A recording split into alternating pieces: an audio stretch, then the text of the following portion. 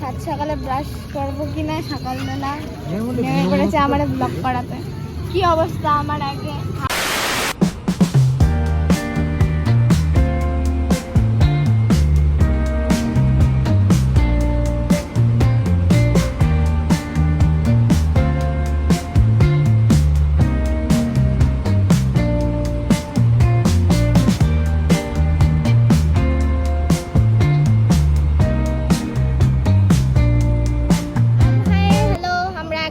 Belda Medinipur border, এখানে এখন আমরা দাঁড়িয়ে আছি।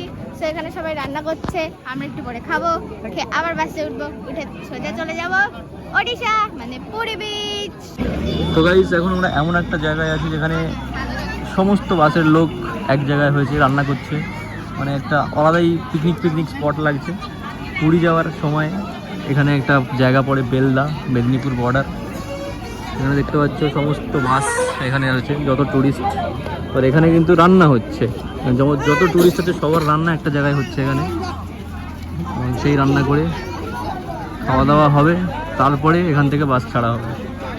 কোলাঘাটে দাঁড়ায়নি, কোলাঘাটে যারা দাঁড়ায় না তারা এখানে এসে রান্না করে খায় গ্রুপে যদি আসে, কারণ কোলাঘাটের হোটেলে অনেক সময় প্রবলেম থাকে, অনেক খাবার দাবার ঠিকঠাক পাওয়া যায় না। তো এটা বেশ সুন্দর।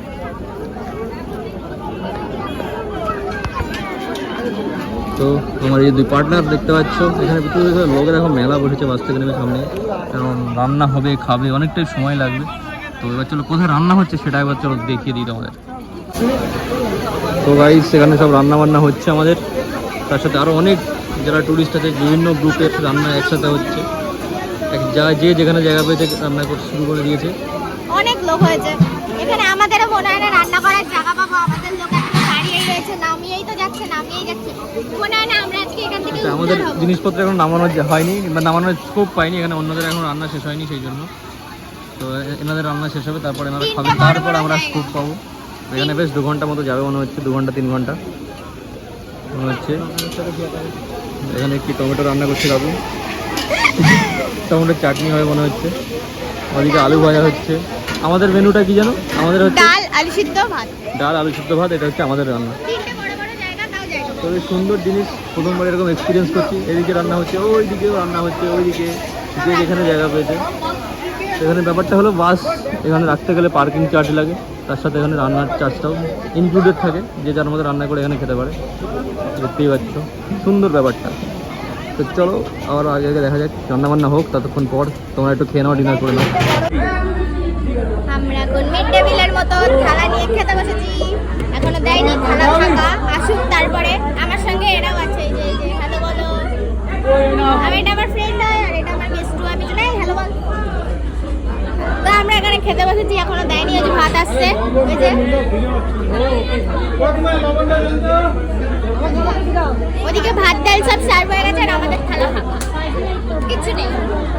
কামিং কামিং আলু সিদ্ধ টিদ্ধ সব দেওয়া হয়ে গেছে, আমাদের এখানে কিচ্ছু নেই। কি হবে এখানে এসে আপাতত আলু আর ভাত, আলুটা চখা, এবার আসবে ডাল, লবণটা আমি নিই না। আরে কেউ ভাতটা নাও, কেউ খাবা, আমি খাবো না, এতটা ভাত আমার দ্বারা। রাত্রিবেলা সিধা সাদা ডাল ভাত আলু ভাতে এই যথেষ্ট, বাঙালি শান্ত একদম। আর গাইস আমাদের খাওয়া দাওয়া শেষ, তো আমরা এখন বাসে উঠে পড়েছি। তো পাশে আমরা এখন প্রধান দেখতে দেখতে যাচ্ছি। আমাদের আজকের জার্নিটা কেমন, আজকে কি আমাদের প্রথম থেকে এখন পর্যন্ত যা জার্নি লাগলো, কেমন লাগলো অবশ্যই কমেন্ট করে জানিও। এবং আমাদের খাওয়াটা খুব মারাত্মক হয়েছে, তো আমাদের ঘুম পাচ্ছে। এবার কাল সকালে গিয়ে আমাদের পুরী বিচে যা যা হবে আমরা দেখাবো। ওকে, টাটা, গুড নাইট।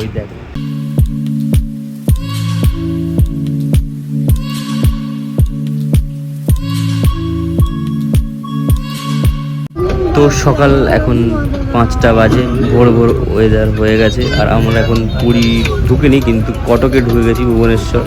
আর ভুবনেশ্বরের লিঙ্গরাজ মন্দির যাওয়ার জন্য এখানে বাস স্টপ দাঁড়িয়েছে, আর ফ্রেশ হওয়ার জন্য এখানে সবাই করে নিতে পারে, ব্রাশ ফ্রাশ চা করার করে নিতে পারে। জায়গাটা খুব সুন্দর, এটা বাস স্ট্যান্ড সুন্দর দেখতে পাচ্ছ, খুব পরিষ্কার পরিচ্ছন্ন একদম। আর ভুবনেশ্বর বা পুরী বা ওড়িশা, সমগ্র ওড়িশা হচ্ছে কলকাতা থেকে একটা ডিফারেন্স এটা, যে ওড়িশা খুব ক্লিন। এখানে কিন্তু বাস থেকে যদি কিছু জানলা দিয়ে ফেলেও দাও প্লাস্টিক তোমাকে কিন্তু ট্র্যাক করে পুলিশ এসে ধরবে, তোমার থেকে কিন্তু ফাইন নেবে, মানে এতটাই কড়াকড়ি এখানে।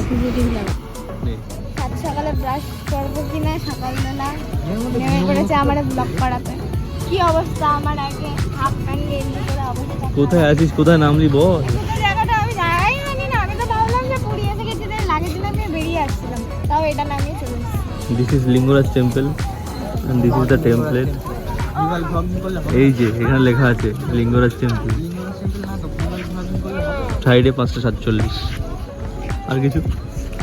এই যে লেফট, এখানে ব্রাশ করে টেম্পলে যেতে হবে, কিন্তু টেম্পলে হাফ প্যান্ট পরে যাওয়া যাবে না, সেজন্য আমাকে ফুল প্যান্ট পরতে হবে। উড়িষ্যাতে একটা জিনিস খুব সুন্দর, এখানে সব কিছু পরিষ্কার পরিচ্ছন্ন, 2 মিনিটের মধ্যে সাফ হয়ে গেল এই জায়গাটা। সকাল হলো আর আমাদের পশ্চিমবঙ্গে যেখানে খাবে সেখানেই ফেলে রাখবে সব কিছু, কিচ্ছু হবে না। আর এখানে পুরো সাফ সুতরা, বাথরুমটাও সাফ, এমনকি বাথরুমটা ফ্রি আবার সুন্দর। চারিদিকে দেখছো পরিষ্কার পরিচ্ছন্ন। ওখানে এয়ার পলিউশন কন্ট্রোলের বোর্ডও দেওয়া আছে। যদি আমাদের ওয়েস্ট বেঙ্গলের এরকম কোনো বোর্ড থাকতো কোনো বাস স্ট্যান্ডে, তাহলে হয় খুলে নিয়ে চলে যেত, না হলে সেখানে এতটাই বেশি হতো হয়তো, তাহলে হয়তো চলে যেত। যাই হোক, এখানে পায়ে রাখি, ও সেই লুক।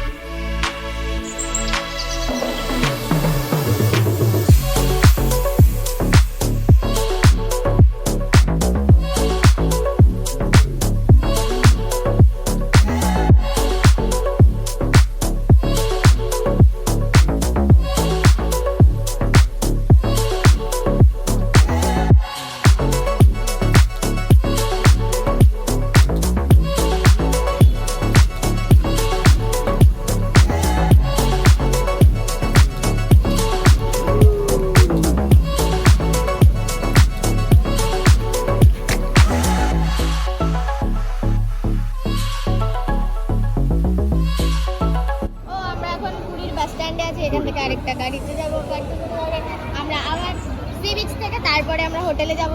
আমি তো খুব এক্সাইটমেন্ট হচ্ছে কখন আমরা পৌঁছাবো সি বিচে, পৌঁছে তারপরে হোটেলে যাব, খুব এক্সাইটমেন্ট হচ্ছে।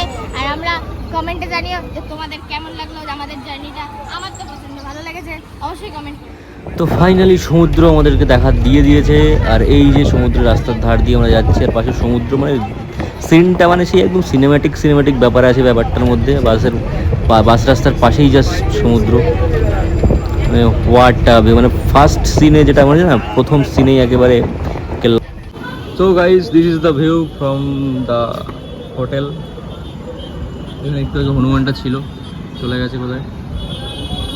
ওয়েদারটাও খুব সেই লাগছে।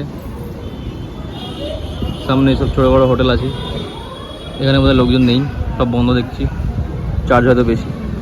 বাট এই হচ্ছে আমাদের হোটেল। এখান থেকে দূরে এই রাস্তা ধরে সমুদ্র। তো আপাতত একটু সমুদ্রটা দেখে আসার জন্য যাব, তারপরে আবার স্নান করতে যাওয়া যাবে। তাহলে তো একটু রেস্ট নিচ্ছি, কারণ প্রচুর জার্নি হয়ে গেছে, বুঝতেই পারছো। তো চলো সমুদ্রটা দেখা যাক বিচের সন্ধানে। Side side side side side side side side side side তো গাইস, ফাইনালি বিচ মনে হচ্ছে চলে এসেছি। সাইড সাইড সাইড সাইড, হ্যাঁ চলে এসেছি। এই দেখ, এরা কত কাছে সিট পেয়েছে, হোটেল পেয়ে গেছে। পেয়ে গেছি, এই যে আমাদের সামনে চলে এসেছে ভিউ। বৃষ্টি পড়ছে, আবার বৃষ্টি পড়ছে, কিন্তু বালি দেখ, ও এত বালি তাই বলে পাটা খুবই অবস্থা হয়।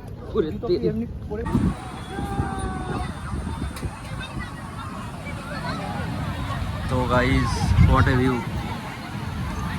বাট মৌসুমীর থেকে বেশি ভিড়, বড্ড অসুবিধা, লোকজনের চাপ বড্ড বেশি। বৃষ্টিও পড়ছে, শুরু হয়ে গেছে।